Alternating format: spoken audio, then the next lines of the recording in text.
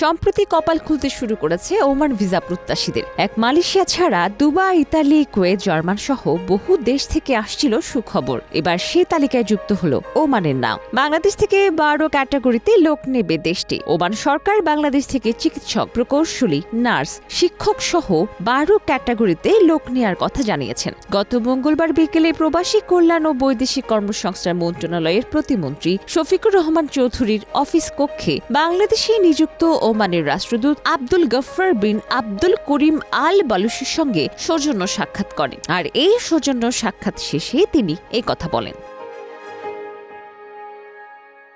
দেশটির রাষ্ট্রদূত আরও বলেন, বাংলাদেশ ওমানে টেকনিক্যাল ট্রেনিং সেন্টার করার বিষয়ে আলোচনা করা হয়েছে। প্রবাসী কল্যাণ প্রতিমন্ত্রী বলেন, এখন দক্ষ জনবল ভিসা পেলেও অদক্ষ জনবল নেওয়ার বিষয়ে কার্যকরী সভায় প্রস্তাব দেওয়া হবে। ওমানকে একটি টেকনিক্যাল ট্রেনিং সেন্টার ডেডিকেটেড করার বিষয়েও আলোচনা হয়েছে। বাংলাদেশের একটি টিটিসিতে ওমানের চাহিদা মতো কর্মীদের প্রশিক্ষণের ব্যবস্থা করতে আগ্রহ প্রকাশ করেন তিনি।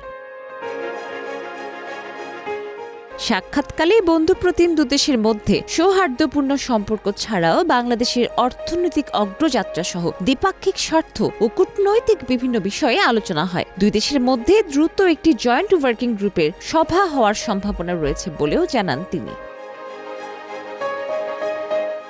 ওমানে দক্ষ জনবল প্রেরণের মাধ্যমে বন্ধুপ্রতিম দুই দেশের মধ্যে সৌহার্দ্যপূর্ণ সম্পর্ক আরও জোরদার হবে বলে আশা প্রকাশ করেন প্রবাসী কল্যাণ ও বৈদেশিক কর্মসংস্থান প্রতিমন্ত্রী শফিকুর রহমান চৌধুরী। বৈঠককালে প্রবাসী কল্যাণ ও বৈদেশিক কর্মসংস্থান মন্ত্রণালয়ের সচিব মোহাম্মদ রুহুল আমিন সহ অন্যান্যরাও উপস্থিত ছিলেন।